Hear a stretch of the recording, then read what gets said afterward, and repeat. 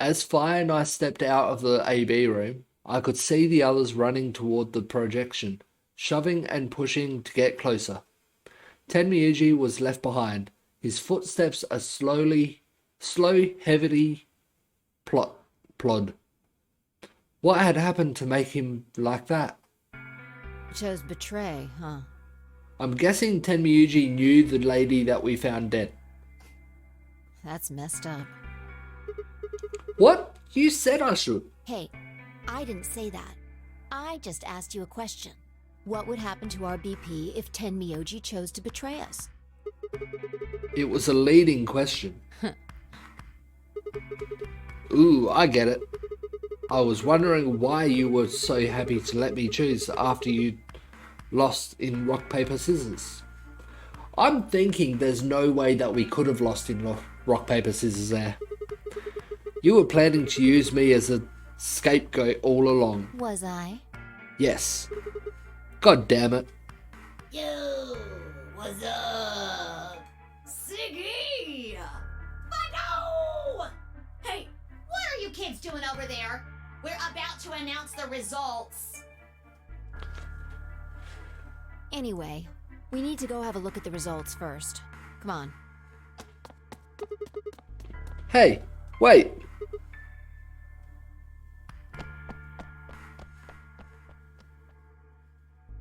Good.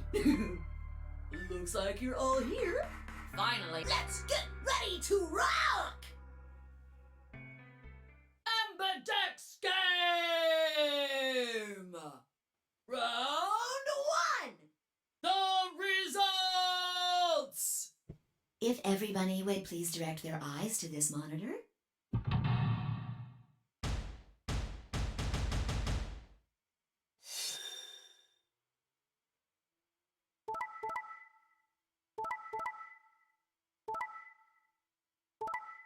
Oh. Every team had one betray and one ally. Here are the results from your game. Now, let us check the numbers on our bracelets.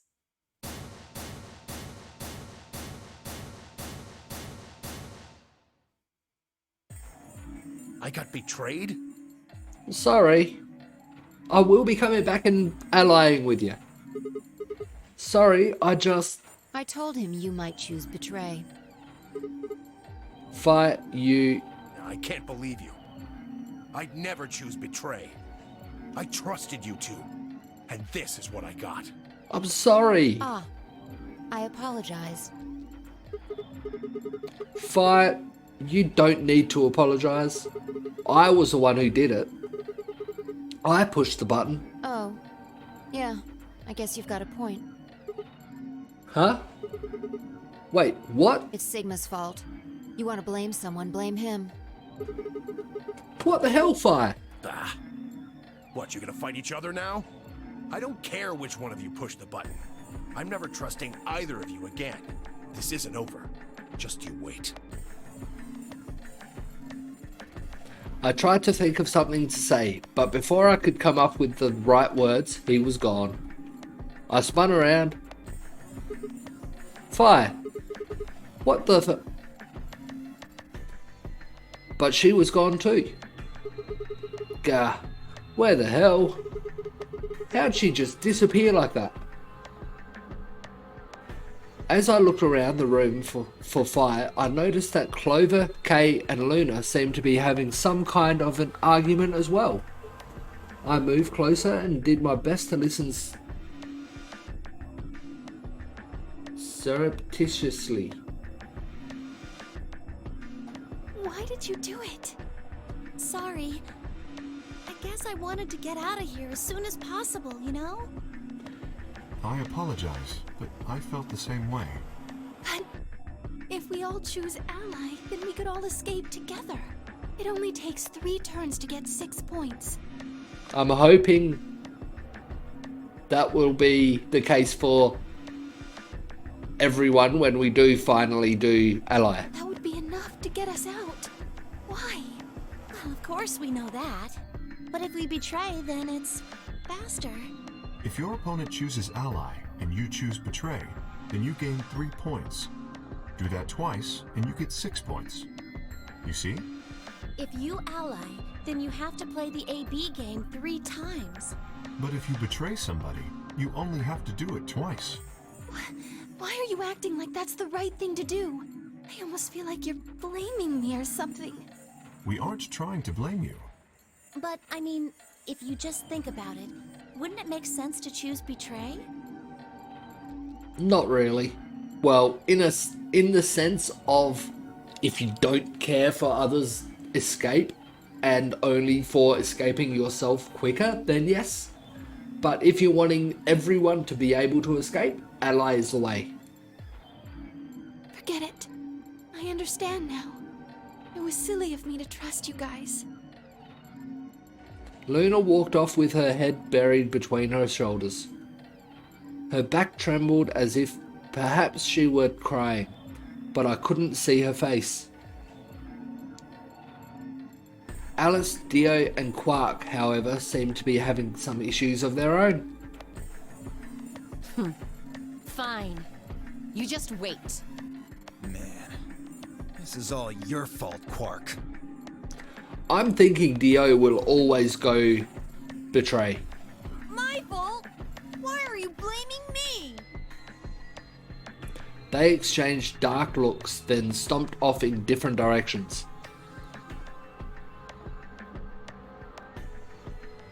Zero, when does the next round start? What makes you think we'll be having another round? Well, you said round 1. If there's a round 1, then there's likely a round 2. Besides, didn't you say the goal of the AB game was to get 9 BP? That's impossible without a second round. Yeah, I guess you got a point. You're right. There will be a second round. When? I don't know. Why not? The voting happens when an AB gate opens. They're already open. Right, you are. So, let me just close them.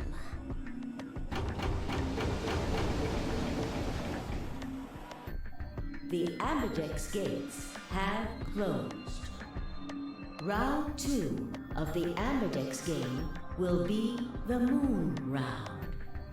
Moon cards will be required to open the gates. Moon cards? Does that mean we can't use these cards anymore since they've got a suns on them? Yes, indeedy. Now, you'll have to look for cards with moons on them. So, how many times do we play the AB game? I don't know. As many times as you need to. It's anybody's guess how long it'll go. But I plan on keeping this party going until somebody opens the number 9 door. So it's over when someone gets 9 BP. Nope. As long as that person doesn't open the number 9 door, the game goes on! Of course, you could also get stuck just below 9 BP, where every bunny just keeps going back and forth, winning and losing points. After all, if there's no bunny with 9 BP, the door can't open. If that happens, you'll just have to continue on to round 3, and round 4, and round 5. Round 100, round 2000, you might even go all the way up to round 24,009,004,897. How did you come up with that number? Although, I really, really hope it doesn't come to that.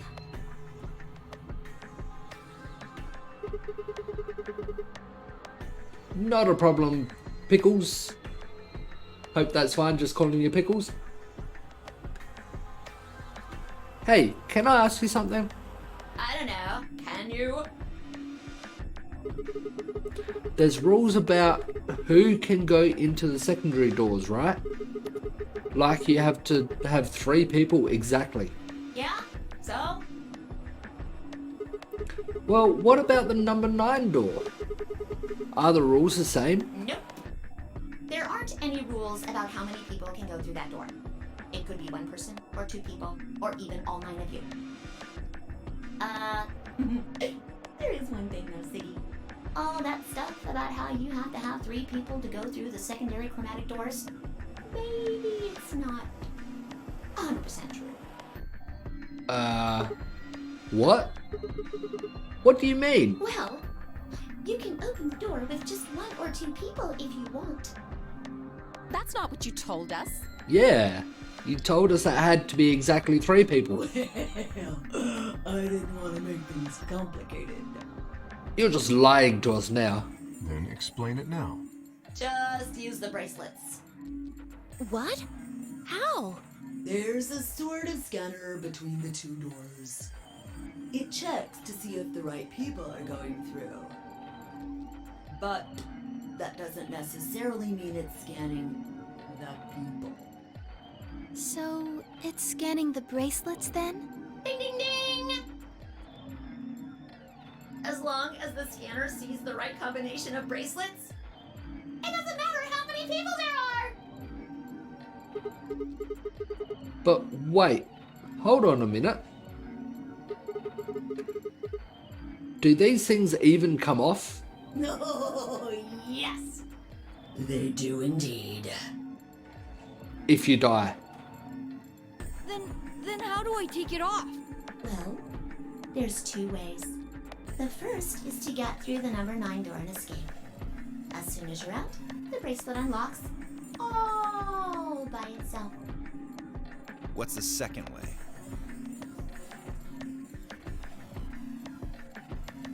Hey, Zero, wake up, will ya? Second way is obviously you die and someone else takes your bracelet to get through the other doors. What's the second way? Oh, Theo. I think you already know. What? Do you really want to get rid of that bracelet? Of course I do! Oh, well, I see. It's easy. Nothing to it, really. You die. Yep. As I thought. Here's an exciting fact. Your heart creates a bunch of faint electrical impulses. You know what an electrocardiogram is, right? No. Technically, it's a machine that graphs the electric current flowing across the myocardium, but you probably know it as the thing in the hospital with the little light that goes beep, beep, beep, Ah. beep.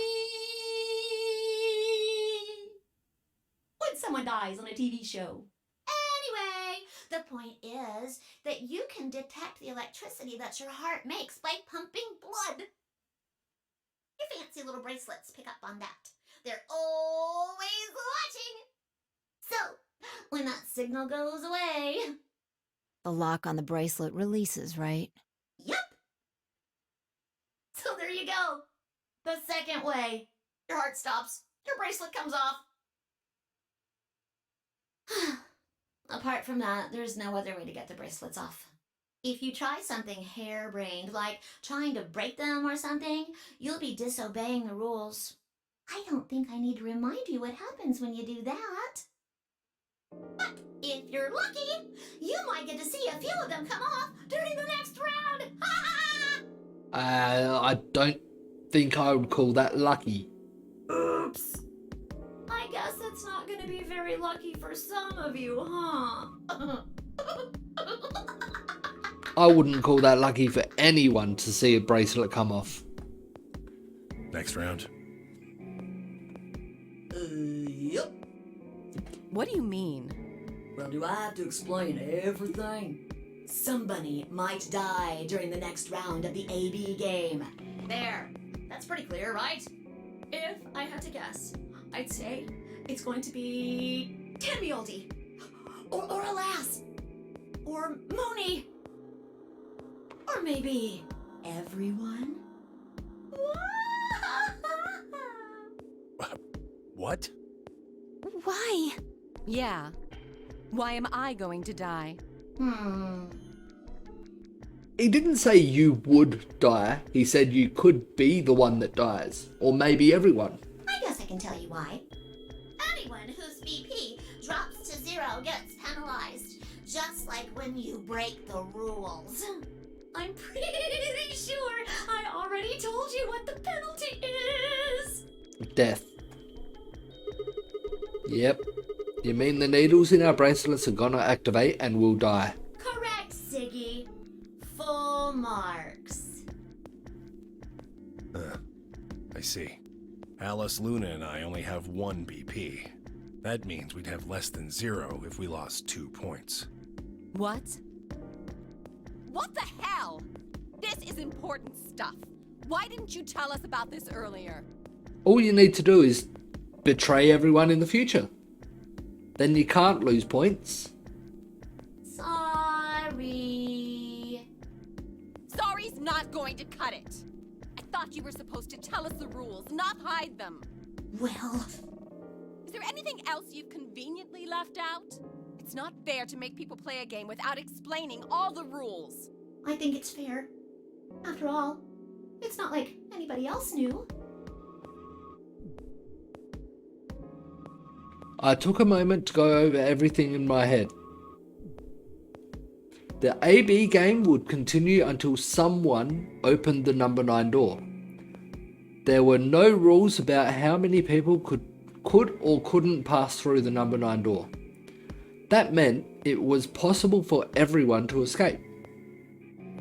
The secondary chromatic doors could be opened by any number of people, so long as you had the right bracelets. The bracelets would only unlock under the 2 conditions: if you left the building or if your heart stopped. If your BP hit 0, the needles in your bracelet would activate, killing you. Oh, one last thing. The next set of chromatic doors you'll be going through are downstairs. You already saw them, right? Yep. There should have been 3. Red, blue, and green. That means that to get through, you'll need bracelets in cyan, magenta, and yellow. But wait, you've already got those bracelets. Have a look.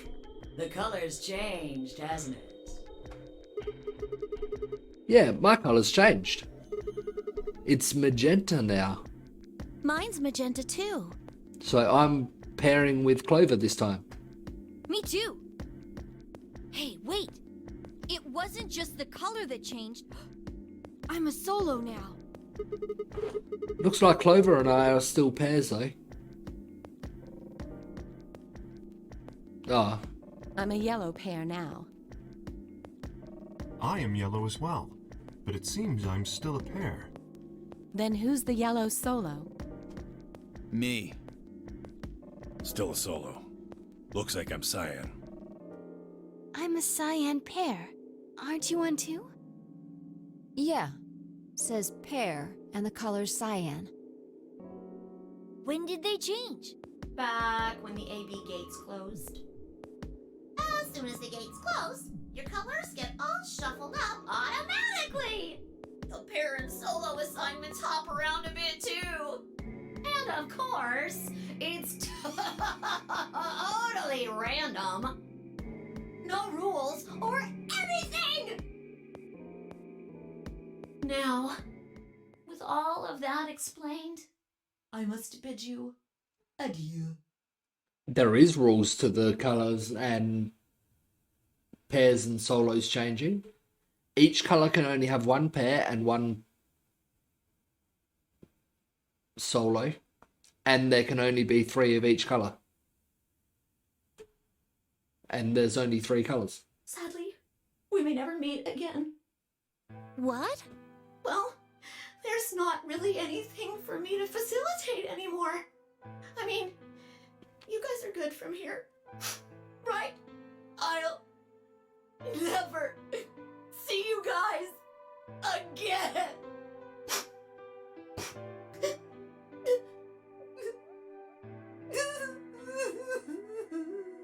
Yeah, some reason I think we will see him again.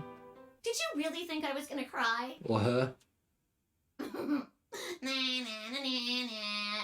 Suckers! As if I'd cry over you dummies! What the? You... You mad? Anyway, Good luck. I may be gone, but I'm always watching. Maybe I'll see you again someday. Have a nice tragedy. I think we will be seeing him again. Or her again.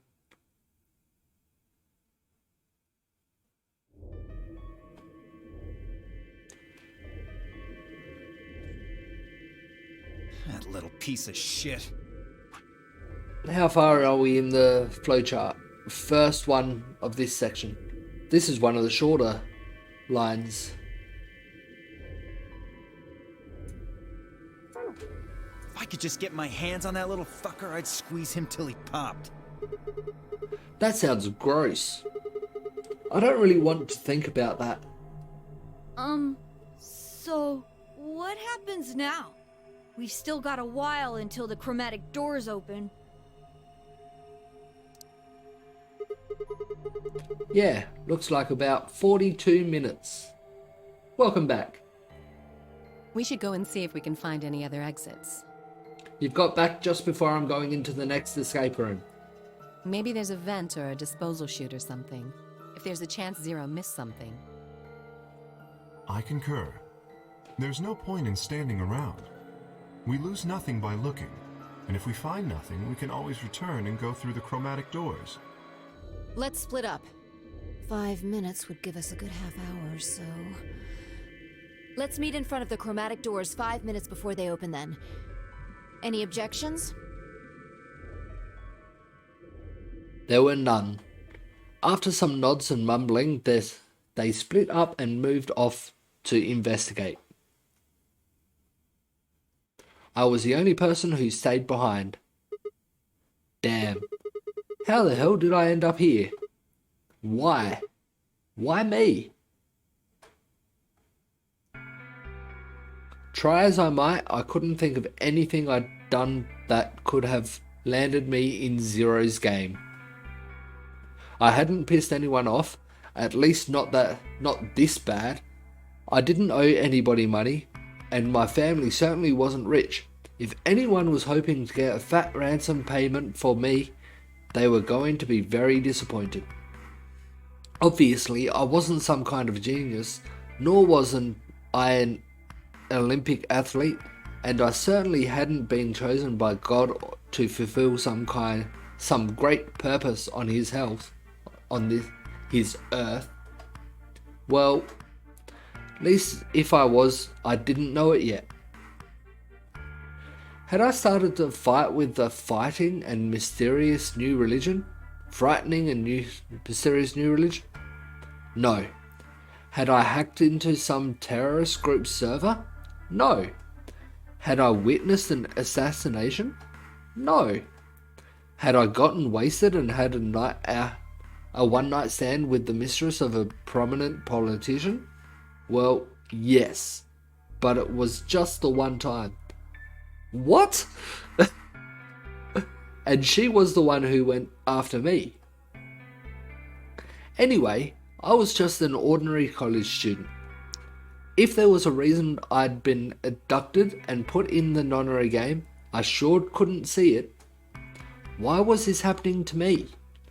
I thought back to what I'd been doing right before I was taken. The memories were still a little blurry, but they were there. Flashback.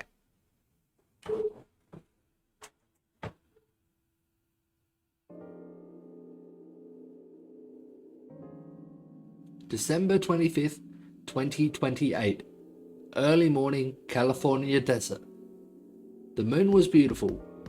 I'd just finished writing a paper due that day and was heading to my car from the research building. The parking lot was empty and a bright moon cast sharp shadows across the chilly pavement.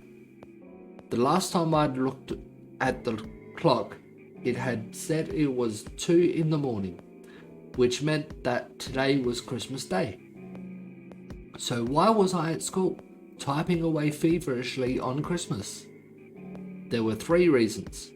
First, my home computer had suddenly decided to crash, die. When I hit the power button, I just got nothing.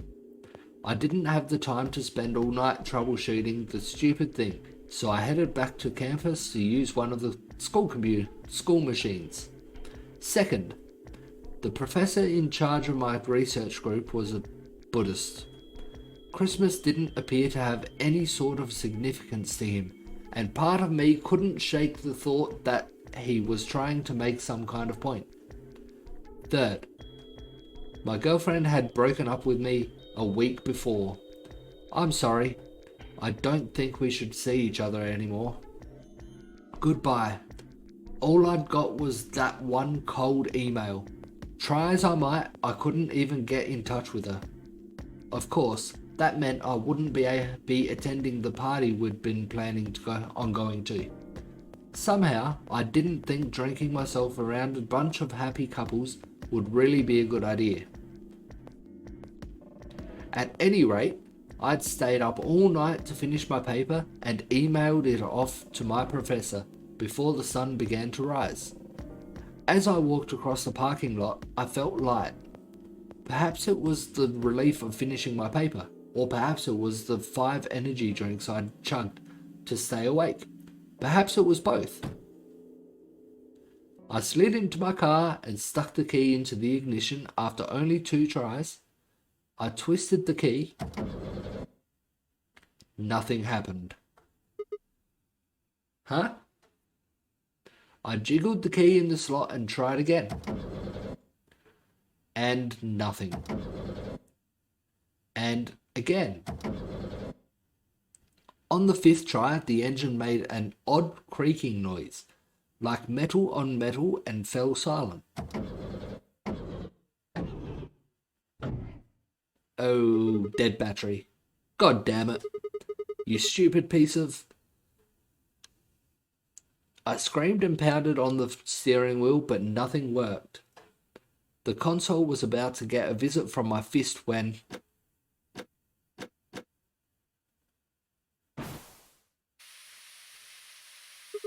Huh?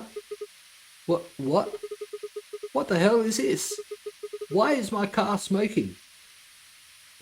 I clawed at the door, and for a moment I thought that it was just my panic and lack of sleep that were keeping me from opening it. It wasn't long before I realized the truth. Open, goddammit. What was going on? My mind was racing, trying desperately to puzzle out what was happening through a haze of fear and caffeine-fueled neuron misfires. That was when I saw it. Just a glimpse in the rear-view mirror, but I was certain there was someone behind my car. I spun around as fast as a very tired college student sitting in a car can. 0. Who's there? My vision started to swim as the smoke filled the car. The more of it I inhaled, the heavier my body felt, and I could already feel the world starting to go dark. The last of my strength failed and I collapsed sideways into the passenger seat. My eyes slowly drooped closed.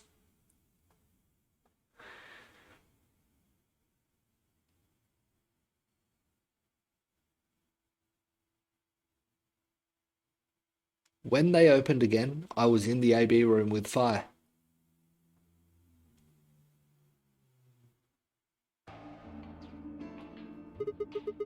Why is this happening to me?